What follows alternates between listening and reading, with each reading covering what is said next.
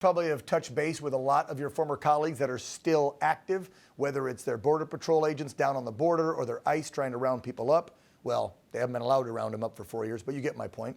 What are those former colleagues of yours saying that are still active duty at the border or in ICE now that Trump's been elected? Because you and I had multiple conversations over the last 4 years under this regime about morale being at the lowest ever, retirements at the most ever, suicides the most ever. I gotta think the men and women that wear the badge and try to protect our border are having a huge sigh of relief that Trump won.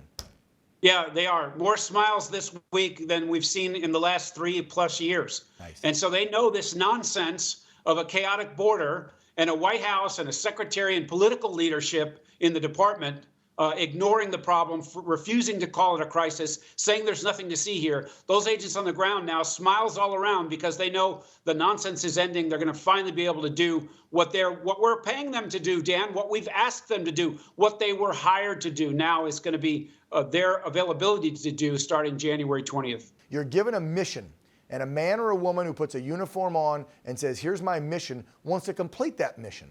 If all of a sudden your commander-in-chief and his number 2 and the number 3, the person in charge of you, Mayorkas, the rest of these clowns, if they're not letting you complete your mission, you got to feel just like crap every day you go home. Like, I'm supposed to be out there protecting my fellow Americans by locking it down. I'm also supposed to protect the people that are being used by the cartels and being brought in, and the kids that are being sex trafficked. I want to help. Oh, wait. My hands are tied. They won't let me help. It's catch and release. It's send the kids to God knows who. It's do whatever. No wonder suicide was up. They couldn't complete their mission.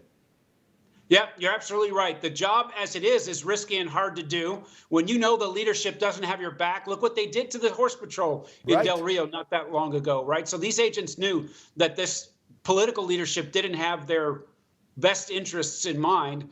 They have a job. They know how to do this job. They weren't allowed to do it. And then, like you said, they got to see all the misery that comes along with a chaotic border. Children being abused and trafficked, fentanyl coming across, cartels making more money, making money hand over fist while our economy was failing. And so, yeah, they know that this nonsense is over. They know that help is on the way. And yeah, it's demotivating not to have that support. Now they know that support is coming back to them. These are very professional, hardworking people who want to serve this country like you did. And all they want is an opportunity to succeed in the roles that they play. Right. And now they're going to have that chance.